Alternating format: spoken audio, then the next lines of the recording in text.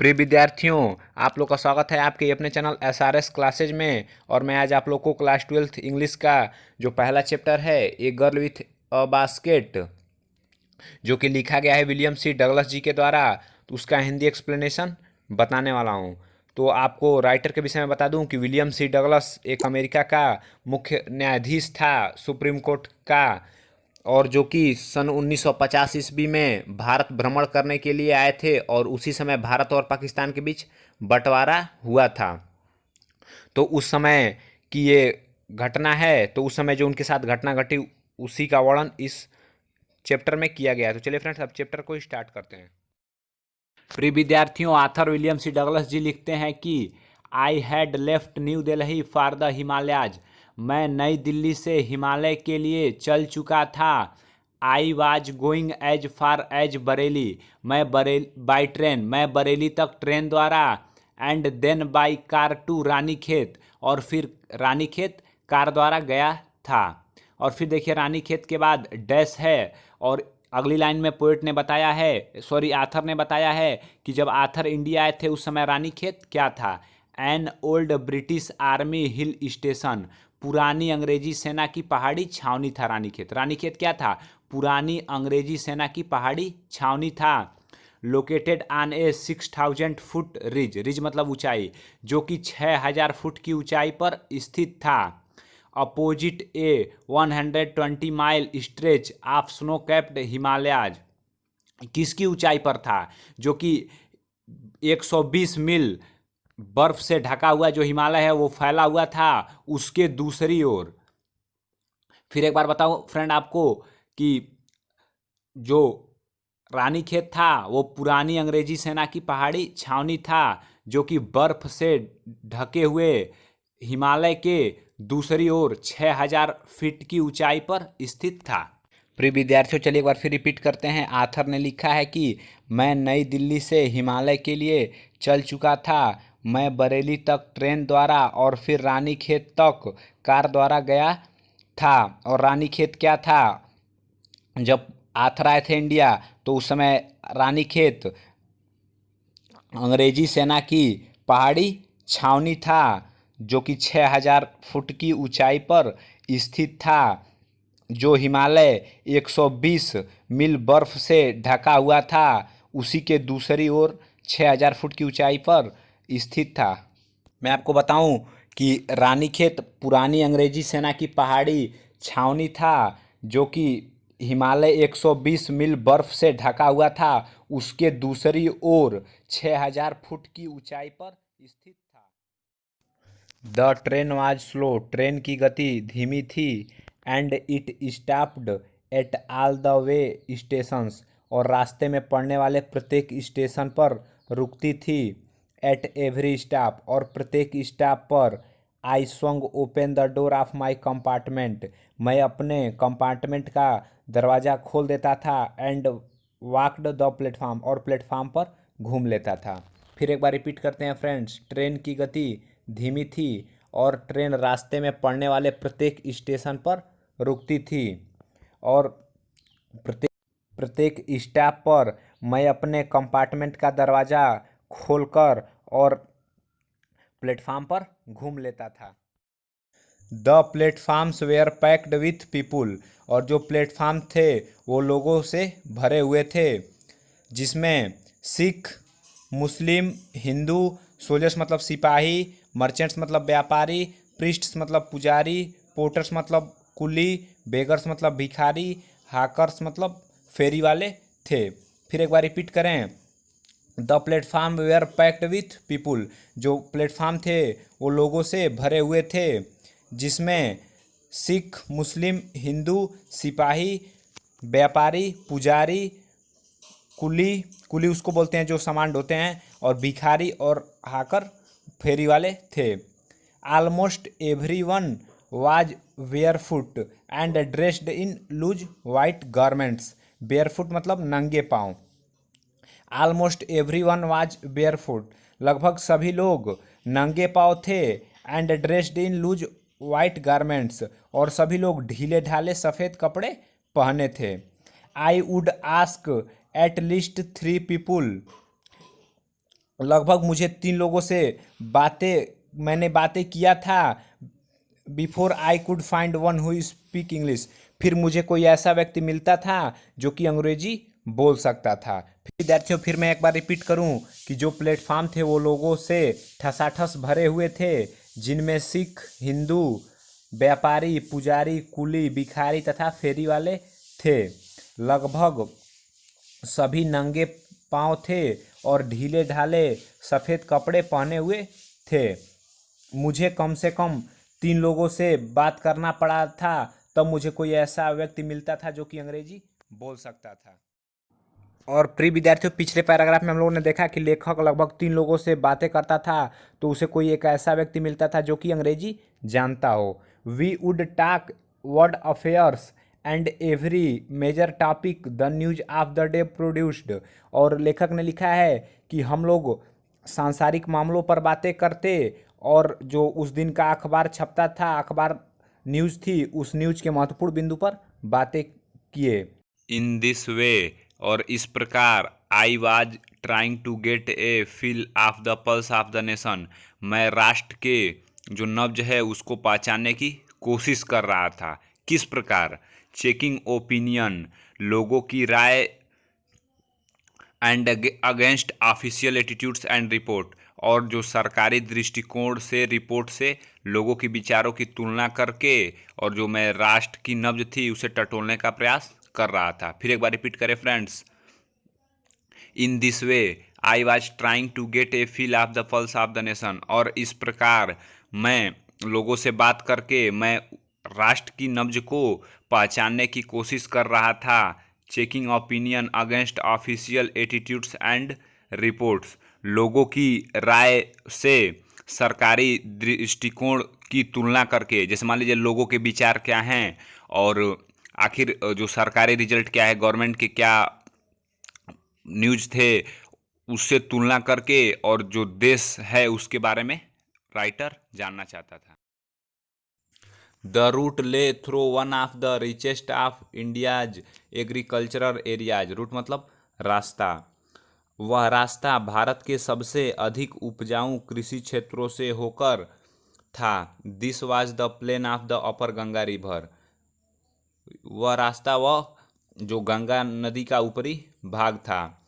8,000 feet above सी level, जो कि समुद्र से लगभग 1,000 फुट की ऊंचाई पर था।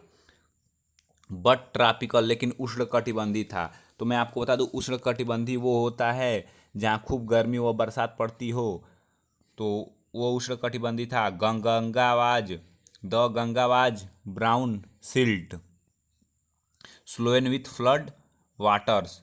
जो भूरी रेत वाली गंगा थी वो बाढ़ से उफन रही थी। स्लोएन विथ फ्लड वाटर्स, वो बाढ़ से उफन रही थी। It's overflow inundating thousands of acres of rice. और जो गंगा थी उफन रही थी, उसका उफान चावल की हजारों एकड़ की फसल को पानी से भरा हुआ था। फिर एक बार रिपीट करते हैं फ्रेंड्स। वह रास्ता भारत के सबसे समृद्ध कृषि क्षेत्रों से होकर था। यह गंगा नदी का ऊपरी मैदान था जो समुद्र के स्तर से 1,000 फीट ऊंचा था, लेकिन उष्णकटिबंधी था। और भूरी रेत वाली जो गंगा थी वो बाढ़ से उफन रही थी, और उसका जो उफान था वो क्या किया था, वो चावल की हजारों एकड़ की फसल को पानी से भरे हुए था। To the north were jungles, उत्तर की ओर जंगल थे। ग्रेट एक्सपेंसेज मतलब विस्तार। Great expanses of grass higher than a man's head, और मनुष्य की ऊंचाई तक उस जंगल में घासों का विस्तार था। And unbroken except for an occasional clump of tree, और जमीन से लेकर और वृक्ष तक कई बड़ी बड़ी घासें थीं, अर्थात उनके बीच में टूटन नहीं था। द होम ऑफ टाइगर्स, जो कि घर थे टाइगर्स के, एलिफेंट्स के, पैथन्स मतलब अजगर के, एंड कोबराज और काले नागों का घर था। फिर एक बार रिपीट करें फ्रेंड्स। उत्तर की ओर जंगल थे और आदमी के सिर इतना ऊंचा घास का विस्तार था, और वो किसके, और जो घास का विस्तार था कहीं कहीं ऐसा था कि वृक्षों के झुंड के अतिरिक्त कहीं से भी टूटा नहीं, जो कि टाइगर, एलिफेंट, अजगर और काले नागों के घर थे। Everywhere else there was flat land. Flat land में सपाट मैदान। रनिंग टू द हारिजन मतलब क्षितिज। Everyone else there was flat land. इसके सिवाय सब जगह सपाट मैदान था। रनिंग टू द हारिजन जो कि क्षितिज तक फैला था। बट डाक्टेड लेकिन कहीं कहीं, here and there by the scared banyan tree, कहीं कहीं इधर या उधर पवित्र बरगद का वृक्ष था। Of row of pakad tree या पाकड़ पेड़ की पंक्तियां थीं। शेप्ड लाइक एलम्स जिसका आकार एलम वृक्ष की भांति था। And having thick twisted Trunks, Trunks मतलब तना, थिक मतलब मोटा, जो कि उसकी तना कैसी थी, तथा जिसके तने मोटे तथा मुड़े हुए थे। फिर एक बार रिपीट करें फ्रेंड्स। इसके सिवा सब जगह सपाट मैदान था जो कि क्षितिज तक फैला था, लेकिन कहीं कहीं पर इधर उधर पवित्र बरगद का वृक्ष या पाकड़ के पेड़ों की पंक्तियां थीं, जिनका आकार एलम वृक्ष की भांति था तथा जिनके तने मोटे तथा मुड़े हुए थे। हॉट ह्यूमिड एयर, ह्यूमिड मतलब नम, गर्म नम हवाएं, was moving in from the south west, दक्षिण पश्चिम से अंदर की ओर चली आ रही थीं। Hot humid air was moving in from the south west, गर्म नम हवाएं दक्षिण पश्चिम से अंदर की ओर चली आ रही थी। मंकीज बंदर, सम ऑफ देम मदर्स और कुछ बंदरियां, with babies clinging to them, clinging मतलब चिपकाना। Monkeys some of them mothers with babies clinging to them, बंदर जिनमें से कुछ बंदरियां तो बच्चों को अपने चिपकाए हुए थीं। And riding under underneath, underneath मतलब नीचे, राइडिंग अंडरनीथ जो कि नीचे की ओर लटक रहे थे। Swung of trees at the stations looking for food, भोजन की तलाश में पेड़ों से वो स्टेशन पर कूद पड़े। बंदर किस लिए कूद पड़े स्टेशन पर? भोजन की तलाश के लिए। द विलेज वी पास्ड, और राइटर कहते हैं कि जिन गांव से हम गुजरे, had walls made of mud mixed with water and cow dung मतलब गोबर। द विलेज वी पास्ड जिस गांव से हम गुजरे, had walls made of mud mixed with water and cow dung, उनमें दीवारें पानी तथा गोबर से मिली हुई मिट्टी से लिपी हुई थी। फिर एक बार रिपीट करें फ्रेंड्स। दक्षिण पश्चिम से गर्म नम हवा अंदर की ओर चली आ रही थी। बंदर जिनमें से कुछ बंदरियां तो अपने बच्चे को चिपकाए हुए थीं, जो नीचे की ओर लटक रहे थे, वे भोजन की तलाश में पेड़ों से कूद पड़े। और राइटर कहते हैं जिन गांवों से हम गुजरे उनमें दीवारें पानी तथा गोबर मिली हुई मिट्टी से लिपी हुई थी। Their peaked roofs, peaked roofs छत के ऊपरी भाग को बोलते हैं। वेयर थैच्ड, थैच्ड मतलब छाया गया था। Their peaked roofs were thatched, और जो उनकी छतों का ऊपरी भाग था वो छाया गया था किससे? Bundles of grass tied to bamboo poles, घासों के गुच्छों को बांसों में बांधकर। कैसे छाया गया था? घास के गुच्छों को बांसों में बांधकर। स्ट्रेच्ड अक्रॉस द राफ्टर्स, बल्लियों के सहारे ऊपर छाया गया था। Their peaked roofs were thatched, bundles of grass tied to bamboo poles stretched across the rafters, और जो उनके छतों को छाया गया था घास के गुच्छे को बांसों में बांधकर बल्लियों के ऊपर छाया गया था। That day the pumpkin, pumpkin मतलब कद्दू, vines that grew over them, that day the pumpkin vines, उन दिनों जो कद्दू की लताएं थीं, दैट ग्रीव ओवर देम जो दीवालों पर उगी हुई थीं, देम वेयर इन ब्लूम उनमें फूल खिले थे। क्या हुए थे? उनमें फूल खिले थे। ट्रेलिंग स्ट्रिक्स मतलब लटकते हुए, of yellow over drab walls मतलब भद्दी दीवारों पर। Trailing streaks of yellow over drab walls, जो उन भद्दी दीवालों पर लटक कर पीली धारियां बना रहे थे। क्या कर रहे थे? जो कद्दू दीवालों पर उगे हुए थे उनमें फूल खिले थे, जो उन भद्दी दीवालों पर लटक कर पीली धारियां बना रहे थे। फिर एक बार रिपीट करें फ्रेंड्स। उनकी जो छतें थीं वो छाई गई थीं किससे? घास के गुच्छे को बांसों में बांधकर बल्लियों के सहारे ऊपर छाया गया था। उन दिनों जो कद्दू की लताएं उन दीवालों पर उगी हुई थीं उनमें फूल खिले थे। क्या खिले थे? फूल खिले थे, जो उन भद्दी दीवालों पर लटक कर पीली धारियां बना रहे थे। एट वन स्टेशन, एक स्टेशन पर, माई routine of talking with the people, मेरा लोगों से बात करने का जो सिलसिला था वाज इंटरप्टेड, वो बाधित हो गया, रुक गया। इंटरप्टेड मतलब बाधित हो गया। At one station my routine of talking with the people was interrupted, मेरा जो लोगों से बात करने का सिलसिला था वो एक स्टेशन पर रुक गया। एज सुन एज आई एलाइटेड, जैसे ही मैं नीचे उतरा, एलाइटेड मतलब नीचे उतरना। A group of young children gathered around me, युवा बच्चों का समूह ने मुझे घेर लिया। As soon as I alighted a group of young children gathered around me, जैसे ही मैं नीचे उतरा युवा बच्चों के एक झुंड ने मुझे घेर लिया। दे वेयर सेलिंग बास्केट्स, वे टोकरियाँ बेच रहे थे।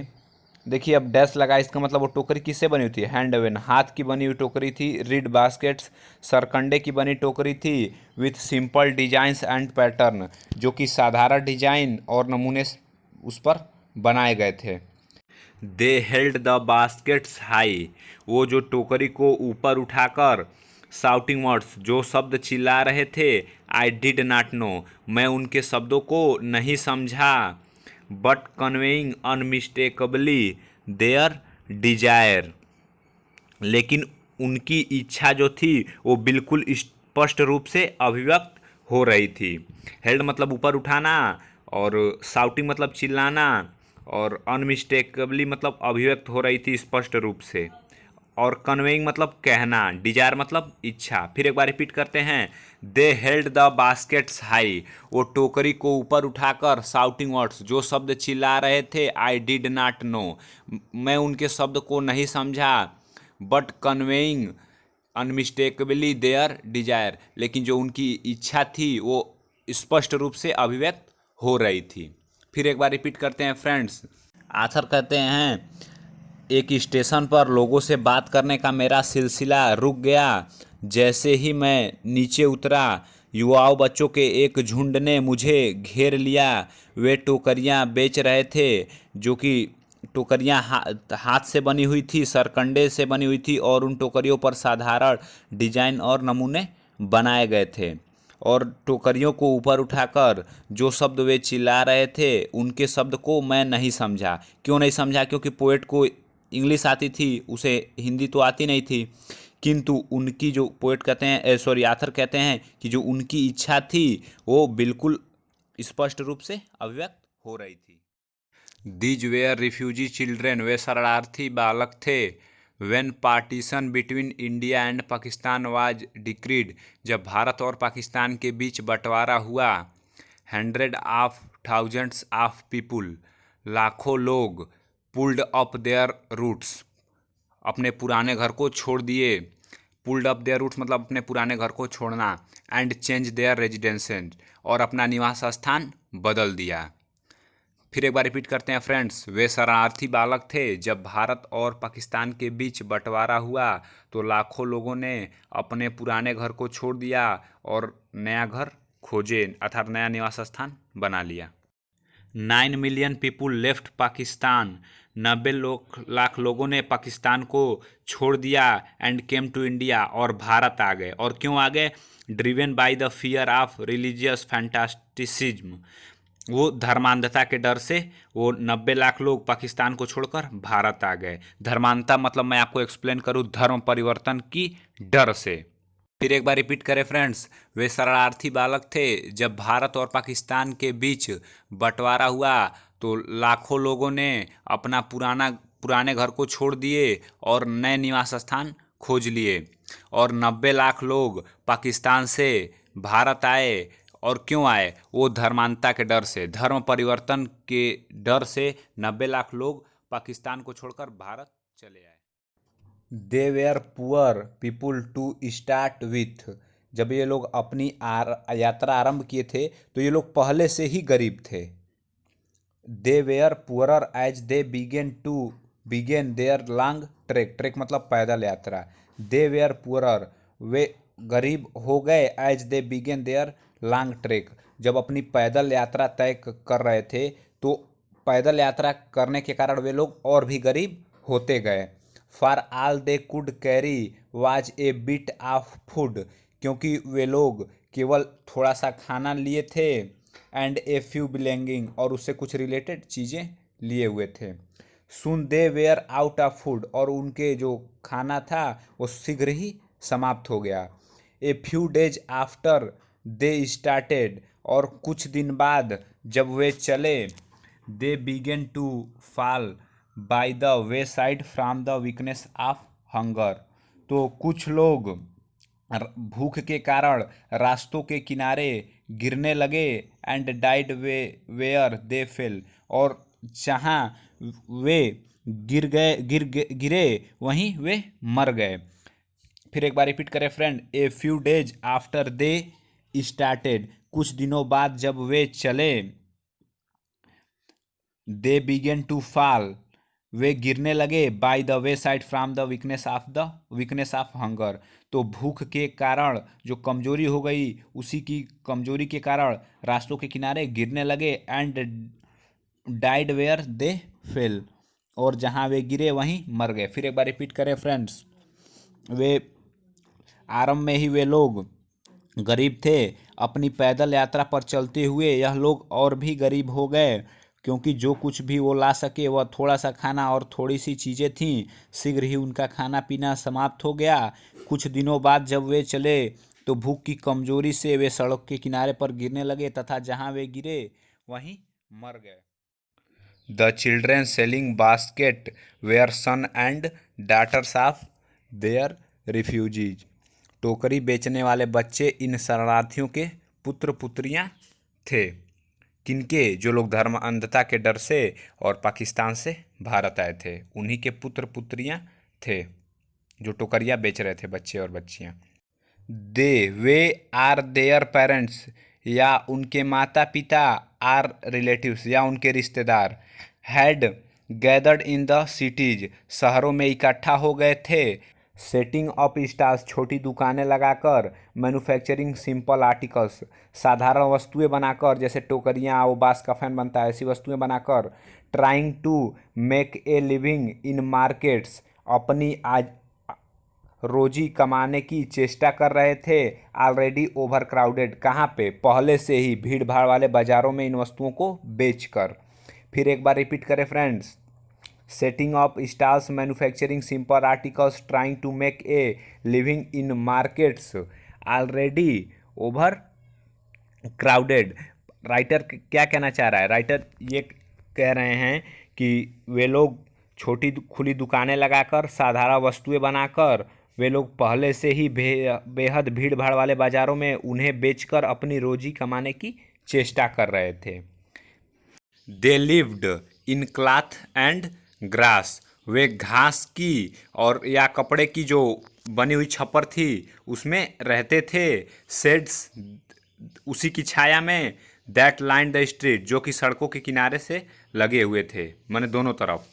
They lived in cloth and grass sheds, वे कपड़ों और घास की बनी छायादार छप्परों में रहते थे। दैट लाइन द स्ट्रीट, जो कि सड़कों के दोनों किनारे हुए लगे हुए थे। The peasants among these refugees, और इन शरणार्थियों में से जो किसान थे। Had been accustomed to little all their lives, वे थोड़े से में ही गुजारा करने के लिए अभ्यस्त थे, अर्थात वो उनको आदत थी कि वो थोड़े में ही गुजारा कर लेते थे, क्योंकि इंसान जब गरीब होता है तो उतने में ही वो गुजारा कर लेता है। इस प्रकार जो रिफ्यूजीज थे उनमें से जो किसान थे उनको तो पहले से ही आदत थी कम में गुजारा करने की। आखिर ये भी जानना जरूरी है ना कि आखिर जो किसान थे वो क्यों थोड़े में ही गुजारा करने में अभ्यस्त थे, क्यों कम ही में गुजारा करने की उनकी आदत थी। For the annual income of an agricultural family does not exceed on an average on $100 a year, क्योंकि जो खेतिहर हैं उनकी औसतन इनकम जो है एक साल में $100 से अधिक नहीं होती। इसलिए जो किसान थे रिफ्यूजीज में से वे थोड़े से ही में ही गुजारा करने के अभ्यस्त थे, उन्हें कम में ही गुजारा करने की आदत थी। क्यों थी? क्योंकि एक खेतिहर की औसतन वार्षिक आय $100 से अधिक नहीं होती। द एवरेज अनस्किल्ड लेबरर, एक औसत दर्जे का अकुशल मजदूर, मेक्स 30 सेंट्स ए डे, एक दिन में 30 सेंट्स आर अथवा लेस देन $2 ए वीक, या सप्ताह में लगभग $2 कमा लेता है। और ये कब की बात है? जब राइटर आए थे इंडिया उस समय की बात है। There is 1 meal a day, और जो वो पैसा कमाता है उससे केवल एक टाइम का भोजन उपलब्ध हो पाता था, और उसमें क्या क्या रहता था? एन ओनियन, एक प्याज, ए पीस ऑफ ब्रेड, रोटी का एक टुकड़ा, ए बाउल ऑफ पल्स, और एक कटोरी दाल विथ मिल्क, दूध सहित, परहैप्स ए बीट, और शायद ए बीट ऑफ गोट चीज, और शायद बकरी के दूध का एक छोटा सा पनीर का टुकड़ा भी मिलता था। क्या मिलता था भोजन में? उस समय जो लेबर कमाता था उसे एक टाइम का भोजन उपलब्ध हो पाता था। There is 1 meal a day, an onion, जिसमें क्या रहता था? एक प्याज, ए पीस ऑफ ब्रेड, एक रोटी का टुकड़ा, ए बॉल ऑफ पल्स, एक कटोरी दाल विथ मिल्क, दूध सहित, perhaps a bit of goat cheese, perhaps मतलब शायद, और शायद बकरी के दूध का एक पनीर का छोटा सा टुकड़ा भी मिलता था। फिर एक बार रिपीट करें फ्रेंड्स। इन शरणार्थियों में से जो किसान थे वे तो थोड़े में ही गुजारा करने के अभ्यस्त थे, क्योंकि एक खेतिहर की वार्षिक औसतन आयु $100 से अधिक नहीं होती थी, और एक औसत दर्जे का अकुशल मजदूर एक दिन में 30 सेंट या $2 कमा लेता था, और उनसे केवल एक ही टाइम भोजन उपलब्ध हो पाता था, और उस भोजन में एक प्याज, रोटी का एक टुकड़ा, दूध के साथ एक कटोरी भर दाल, और शायद बकरी के दूध का थोड़ा शाही पनीर प्राप्त होता था। तो प्रिय विद्यार्थियों, पिछले पैराग्राफ में हम लोगों ने देखा कि जो लेबर उस समय कमा पाता था पैसा, उससे एक टाइम का भोजन ही नसीब होता था, और उसमें क्या क्या रहता था? एक प्याज रहता था, एक रोटी का टुकड़ा रहता था, एक कटोरी दाल था दूध सहित, और शायद बकरी के दूध का एक छोटा सा टुकड़ा मिलता था पनीर का। अब no tea, no coffee, no fat, no sweets, no meats, और चाय, कॉफ़ी, घी, मिठाई और मीट मांस की तो कोई बात तक नहीं। अर्थात चाय, कॉफ़ी, घी, तेल, मिठाई और मीट मांस तो कभी नहीं मिलता था। $100 a year is not $2 a week, साल में $100 के हिसाब से एक सप्ताह में $2 भी नहीं होता है। अर्थात कहने का मतलब यह है कि यदि कोई व्यक्ति एक साल में $100 कमा रहा है तो उसका एक सप्ताह में $2 भी नहीं होगा। अर्थात एक औसत दर्जे का मजदूर उस समय सप्ताह में $2 भी नहीं कमा पाता था। At even that small amount is hard to earn by selling baskets, फिर भी टोकरियां बेचकर ये छोटी सी धनराशि कमाना मुश्किल था। फिर एक बार रिपीट करते हैं। At even that small amount is hard to earn by selling baskets, फिर भी टोकरियां बेचकर ये छोटी सी धनराशि कमाना मुश्किल था। क्यों मुश्किल था? क्यों मुश्किल था? Too people too poor to buy them, कि लोग इतने गरीब थे कि उसे खरीद नहीं सकते थे। That no doubt is the reason, निसंदेह यही कारण था। This little children descended on me like locusts, कि वे बच्चे मेरे ऊपर टिड्डियों की भांति टूट पड़े। लोकटस मतलब टिड्डियाँ। फिर एक बार रिपीट करते हैं, that no doubt is the reason, निसंदेह यही कारण था। The children descended on me like locusts, कि ये छोटे छोटे बच्चे टिड्डियों की भांति मुझ पर टूट पड़े।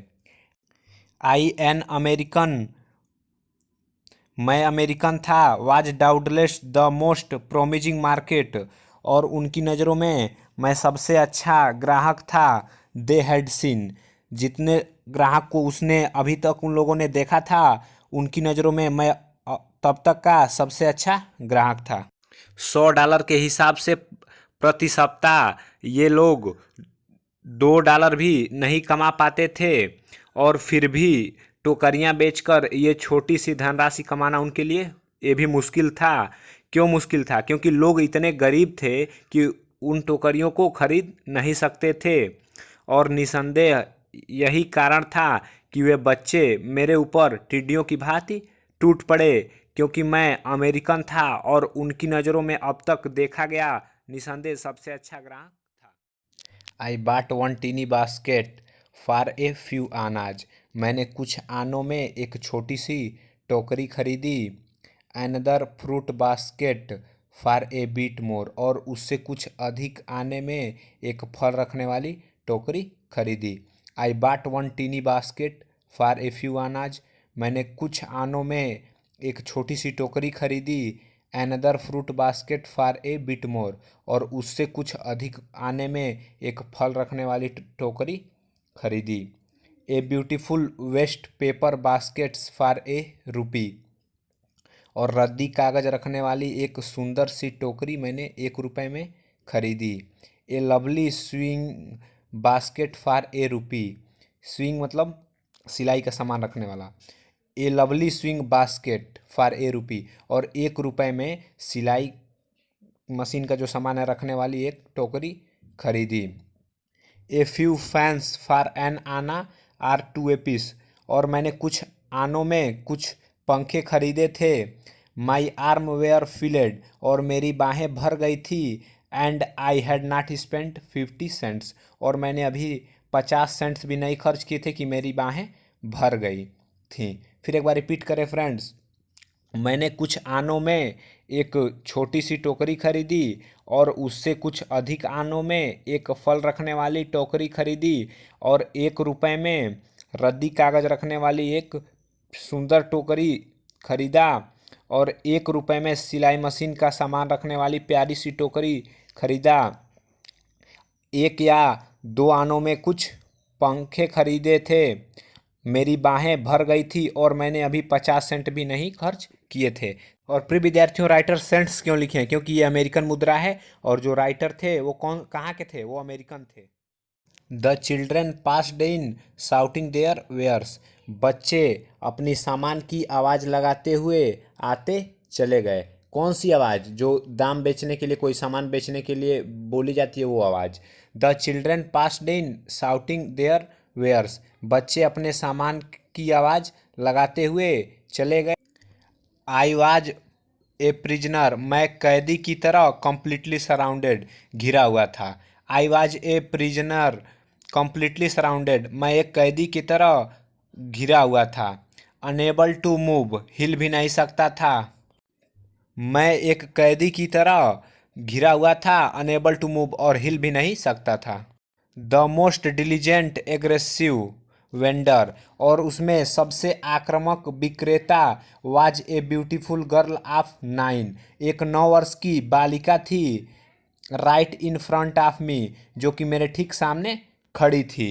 और इसी लड़की है जिसके बारे में ये चैप्टर का नाम पढ़ा है, girl with A basket. The most diligent aggressive vendor was a beautiful girl of 9 right in front of me, और सबसे आक्रामक विक्रेता एक 9 वर्ष की सुंदर बालिका थी जो कि मेरे सामने खड़ी थी। She had a lovely basket, उसके पास एक प्यारी सी टोकरी थी, विथ हैंडल, जिसमें हैंडल लगा हुआ था।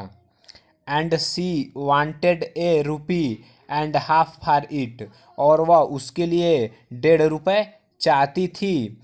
For it are about 30 cents, लगभग 30 cents. She was an earnest pleader, वह एक गंभीर याचिका थी।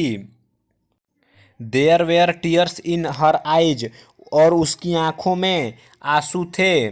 सी pleaded and begged in tones, वह ऐसे शब्दों में निवेदन की और गिड़गिड़ाई। In tones that would ring any heart, कि किसी का भी हार्ट होता, हृदय होता, वो पिघल जाता। There were tears in her eyes, उसकी आंखों में आंसू थे। सी प्लेडेड एंड बेग्ड, वह ऐसे गिड़गिड़ाई और निवेदन की, इन स्वर, ऐसे स्वर में, that would ring any heart, कि किसी का भी हार्ट होता, पिघल जाता, किसी का भी हृदय पिघल जाता। फिर एक बार रिपीट करते हैं फ्रेंड्स। बच्चे अपने सामानों की आवाज़ लगाते हुए आते चले गए, और मैं एक कैदी की तरह खड़ा था और हिल भी नहीं सकता था। और उनमें सबसे आक्रामक विक्रेता एक 9 वर्ष की सुंदर बालिका थी, जो कि मेरे सामने खड़ी थी, और उसके पास एक प्यारी सी टोकरी थी जिसमें हैंडल लगी हुई थी, और वह उसके लिए 1.5 रुपये चाहती थी, जो कि लगभग 30 सेंट के बराबर होगा। और वह एक गंभीर याचिका थी, और उसकी आंखों में आंसू थे। वह ऐसे गिड़गिड़ाई और उसने ऐसा निवेदन किया, ऐसे स्वरों में, कि कोई भी होता उसका हृदय पिघल जाता। माई आर्म्स वेयर फुल, मेरी बाहें भरी हुई थीं, मेरी बाहें भरी हुई थी। I had no room, room का मतलब यहाँ स्पेस से है। Let alone any need for another basket, let alone any need, और आवश्यकता का तो कोई प्रश्न ही नहीं था, क्योंकि आई हैड नो रूम, मेरे पास कोई जगह नहीं थी। फॉर अनदर बास्केट, दूसरी टोकरी के लिए। फिर एक बार रिपीट करें। I had no room, let alone any need for another basket, आवश्यकता का तो प्रश्न ही नहीं, किसी दूसरी टोकरी के लिए मेरे पास कोई स्थान नहीं था। प्रिय विद्यार्थियों, बैलेंसिंग मतलब टिकाते हुए। Balancing my baskets and fans, अपने टोकरी और पंखे को टिकाते हुए। ऑन माई लेफ्ट आर्म, अपने दाएं हाथ पर। Balancing my baskets and fans on my left arm, अपनी टोकरियों और पंखों को अपनी बाएं हाथ पर टिकाते हुए। I reached into my right coat pocket, मैंने अपना हाथ कोट के दाहिने जेब में डाला। हैंडफुल ऑफ चेंज, और मुट्ठी भर छुट्टे पैसे निकाले। हैंडफुल चेंज मतलब मुट्ठी भर पैसे निकाले। और देखिए चेंज के बाद डैश है, इसका मतलब उस पैसे के बारे में बात हो रही है। परहैप्स 15 सेंट्स इन ऑल, शायद वे 15 सेंट्स रहे होंगे।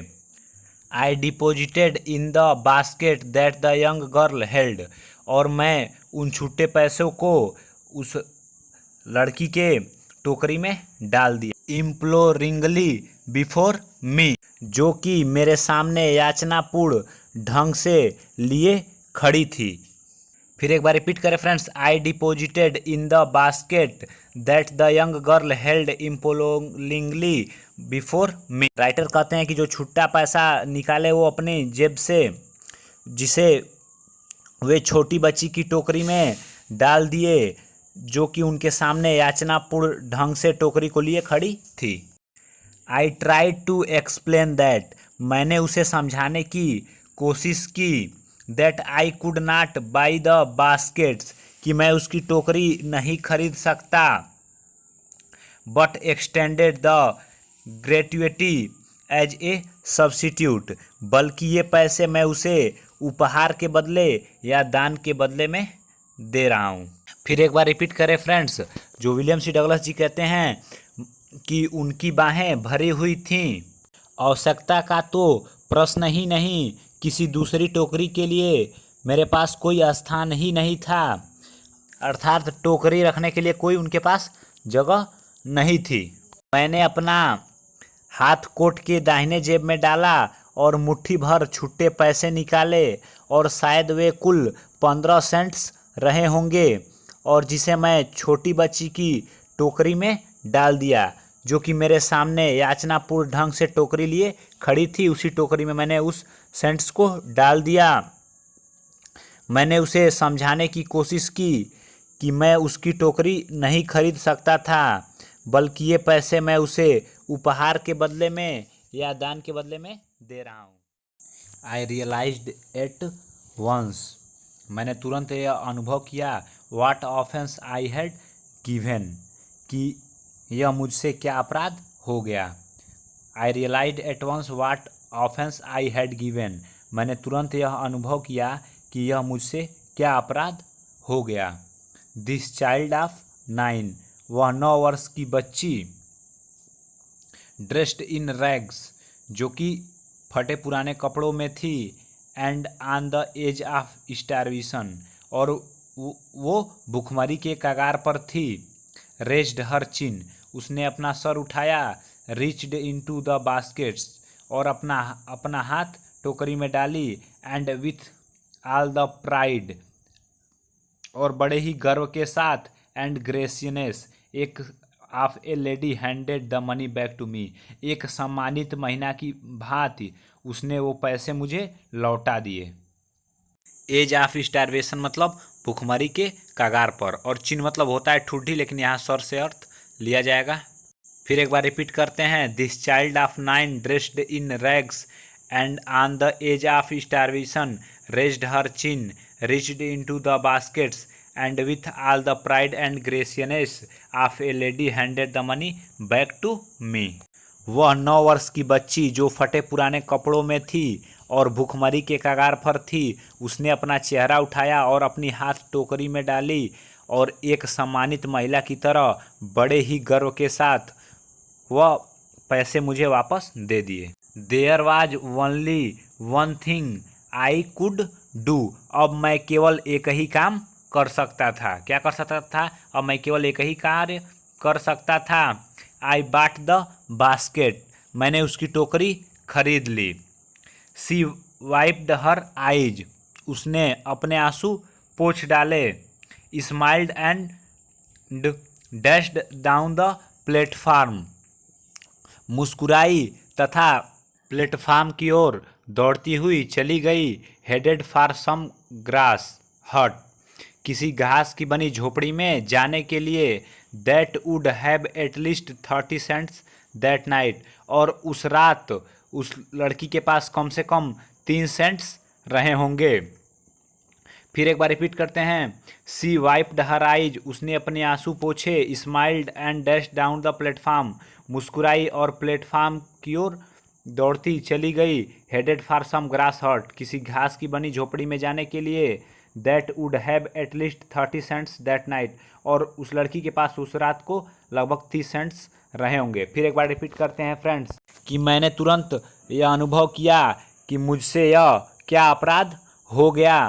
यह 9 वर्ष की बच्ची जो फटे पुराने कपड़ों में थी, भुखमरी के कगार पर थी, उसने अपना चेहरा उठाया, अपनी हाथ टोकरी में डाला और एक सम्मानित महिला की तरह बड़े ही गर्व के साथ वह पैसे मुझे वापस दे दिए। जो पोएट ने जो ऑथर ने उसकी टोकरी में पैसे डाले थे, वो लड़की ने राइटर को वो पैसे वापस कर दिए, उसे लिया नहीं। अब मैं केवल एक ही काम कर सकता था, मैंने उसकी टोकरी खरीद ली। उसने अपने आंसू पोंछ डाले, मुस्कुराई और किसी घास की बनी झोपड़ी में जाने के लिए प्लेटफार्म की ओर तेज से दौड़ते हुई चली गई। उस रात उसके पास लगभग 30 सेंट्स रहे होंगे। I told this story to Prime Minister Pandit Jawaharlal Nehru, मैंने यह कहानी प्रधानमंत्री पंडित जवाहरलाल नेहरू को सुनाई। I told this story to Prime Minister Pandit Jawaharlal Nehru, मैं यह कहानी पंडित जवाहरलाल नेहरू को सुनाई। आई टोल्ड हिम, मैंने उन्हें बताया कि इट वाज वन रीजन, कि यही एक कारण था। I had fallen in love with India, कि जिससे मुझे भारतवर्ष से प्रेम हो गया था। मैंने पंडित जवाहरलाल नेहरू को यह कहानी सुनाई। आई टोल्ड हिम, मैंने उन्हें यह बताया कि इट वाज वन रीजन, कि यही एक कारण था, I had fallen in love with India, कि जिससे मुझे भारतवर्ष से प्रेम हो गया था। मैंने उन्हें बताया कि यही एक कारण था जिससे मुझे भारतवर्ष से प्रेम हो गया था। द पीपुल आई सा इन इंडिया, अर्थात मैंने भारत में जिन भी लोगों को देखा, दोज इन द विलेजेज, चाहे वे गांव के हों, as well as those in high office, चाहे वे ऊंची पदवी पर हों, have both pride and lively sense of, उन दोनों के पास गर्व की भावना थी, and a lively sense of decency and citizenship, और इतने ही नहीं, उनके अंदर शराफत और नागरिकता की सजीव भावना थी। They also have a passion of independence, उनमें स्वतंत्रता के लिए तीव्र भावना भी है। दिस ब्यूटीफुल चाइल्ड, यह सुंदर लड़की, बॉर्न इन स्क्वेलर एंड पावर्टी, जो गंदे स्थान तथा निर्धनता में पैदा हुई, अनएजुकेटेड इन बोथ ग्रामर, जो व्याकरण तथा सद्व्यवहार दोनों में अशिक्षित थी, had given me a glimpse of the warm soul of India, मुझे भारत की जीवंत आत्मा की एक झलक दिखा गई। बॉर्न इन स्क्वेलर एंड पावर्टी, यह सुंदर बालिका जो गंदे स्थान तथा निर्धनता में पैदा हुई, uneducated in both grammar and manner, जो व्याकरण तथा सद्व्यवहार दोनों में अशिक्षित थी, had given me a glimpse of the warm soul of India, मुझे भारत की जीवंत आत्मा की एक झलक दिखला गई। मेरे प्रिय विद्यार्थियों, चलिए एक बार फिर रिपीट करते हैं। ये इस लेसन का लास्ट स्टेंजा है। जिन लोगों को मैंने भारत में देखा, उनमें चाहे वे गांव के थे या ऊंची पदवी पर थे, गर्व तथा सद्व्यवहार और नागरिकता के प्रति एक जीवंत भावना उनमें पाया, उनमें स्वतंत्रता के लिए तीव्र भावना भी है। यह सुंदर बालिका जो गंदे स्थान तथा निर्धनता में पैदा हुई, जो व्याकरण तथा सद्व्यवहार दोनों में अशिक्षित थी, मुझे भारत की जीवंत आत्मा की एक झलक दिखला गई। प्रिय विद्यार्थियों, यदि आप लोग को वीडियो अच्छा लगा तो वीडियो को लाइक करें और चैनल पे बिल्कुल नया चैनल को सब्सक्राइब करना ना भूलें। तो धन्यवाद।